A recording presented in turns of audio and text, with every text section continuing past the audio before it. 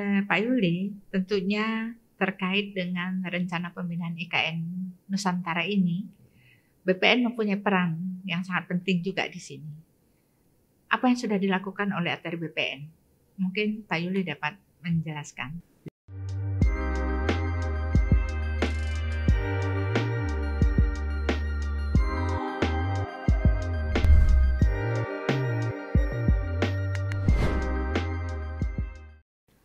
Halo sahabat ATR BPN, kali ini kita akan ngobrol terkait dengan IKN Nusantara.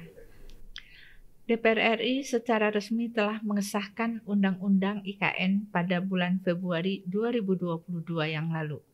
Dengan adanya Undang-Undang IKN yang telah disahkan kemarin, telah menjadi sebuah kepastian hukum dalam pelaksanaan pemindahan ibu kota negara. Adapun alasan pemindahan ibu kota negara adalah penduduk Pulau Jawa yang sangat padat, krisis air bersih di Pulau Jawa, konversi lahan terbesar terjadi di Pulau Jawa. Selanjutnya adalah ancaman bahaya banjir, gempa bumi, dan tanah turun yang berada di Jakarta. Telah hadir di hadapan saya Direktur Survei Pemetaan Tematik Bapak Yuli Mardiono. Selamat datang di podcast Kementerian ATR BPN, Pak Yuli. Terima kasih. Ya, kita akan ngobrol dengan Pak Yuli. Pak Yuli, tentunya terkait dengan rencana pemindahan IKN Nusantara ini, BPN mempunyai peran yang sangat penting juga di sini.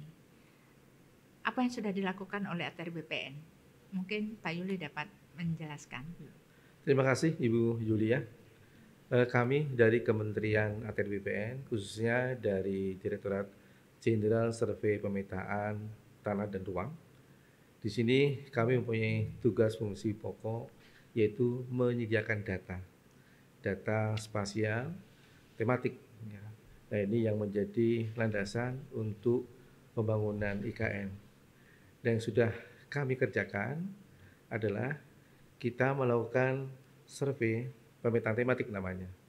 Di sana kita melakukan inventarisasi terkait dengan pemilikan, penguasaan, penggunaan, dan pemanfaatan tanah oleh masyarakat di sana. Bagaimana dengan pemilikan tanah yang ada di lokasi IKN? Begini Bu Yulia, bahwa kita melakukan identifikasi terhadap P4T tadi, penguasaannya kita identifikasi, pemilikan sampai penggunaan pemanfaatan. Ini sangat penting sekali karena kita berbasis bidang tanah, sehingga tidak ada yang luput dari pemetaan kita, sehingga nanti ini jangan sampai ada hak kepedataan masyarakat yang terlanggar, sehingga ini merupakan fondasi untuk mengambil kebijakan yang akan datang. Pak Dir, Ya. Berapa luasan kawasan IKN Nusantara yang dipersiapkan? Ya. Jadi luasan darat sekitar 256.000 hektar, Ibu. Itu yang sudah kita laksanakan. Ya. Pak Dir, dari 256.000 hektar, saat ini di lokasi itu pemanfaatannya untuk apa saja? Untuk tutupan lahannya itu masih berupa hutan, itu ada 61% dari 256.000 hektar. Yang lainnya sudah ada pemanfaatan dan penggunaan tanahnya, Bu. Berdasarkan hasil survei kami, itu sekitar 41% itu penguasaan oleh masyarakat. Dan sisanya 37 itu oleh badan hukum.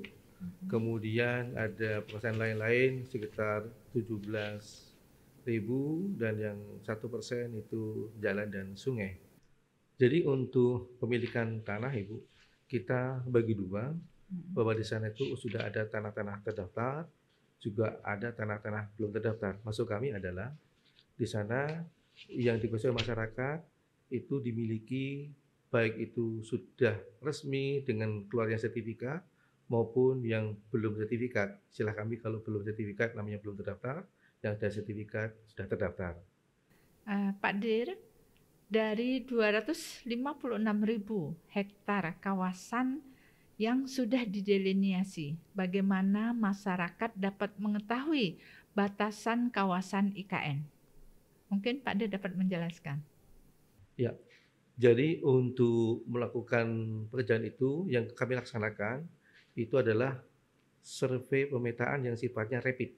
Jadi kita masih melaksanakan inventarisasi atau identifikasi dulu, belum sampai ke tahap pengukuran atau ya pekerjaan detail, Bu. Terima kasih, Bu. Pak Dir, berapa luasan kawasan inti pusat pemerintahan yang sudah dipersiapkan? Jadi kalau total luasan untuk KIPP, Bu, kawasan inti pusat pemerintahan itu ada sekitar 6.600 sekian hektar. Ya, itu juga ada kawasan hutannya, ada APL-nya. Nah, itu yang APL itu yang kita pasang patok. Ya. Baik Pak Dir, mungkin masih ada yang ingin disampaikan kepada sahabat-sahabat ATR BPN kita? Oke, terima kasih Bu Widya. Jadi apa yang sudah kita lakukan mengawali pemindahan ibu kota ini, yang jelas bahwa pertama masyarakat sudah bisa nyicil ayam dulu Bu, karena sudah kita petakan tentang penguasaannya, pemilikan, penggunaan pemanfaatan, dan kemudian bahkan kita juga sudah memasang patok yang menyatakan bahwa ini lokasi yang akan menjadi pembangunan ibu kota.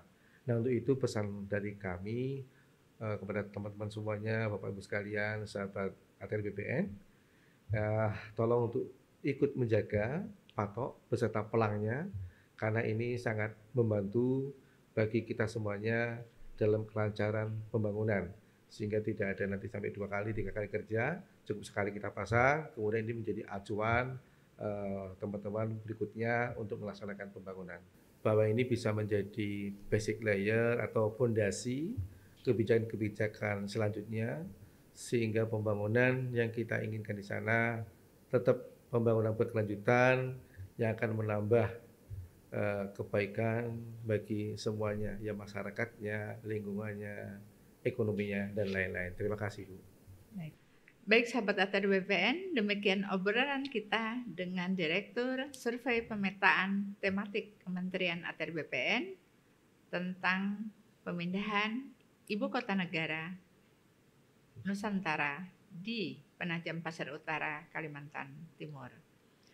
Pemindahan Ibu Kota Negara dilakukan sebagai upaya untuk mengentaskan ketimpangan ekonomi dan infrastruktur di Indonesia. Secara umum, pemindahan Ibu Kota Negara diharapkan dapat mendorong kebijakan reorientasi pembangunan menuju Indonesia sentris atau fokus pada spasial kawasan timur Indonesia. Sampai jumpa sahabat ATR BPN, ikuti podcast Kementerian ATR BPN dengan informasi-informasi update tentunya. Baik sahabat ATR BPN, sampai ketemu di podcast Kementerian ATR BPN selanjutnya terkait dengan pemindahan Ibu Kota Negara Nusantara di Penajam Utara, Kalimantan Timur. Sampai jumpa.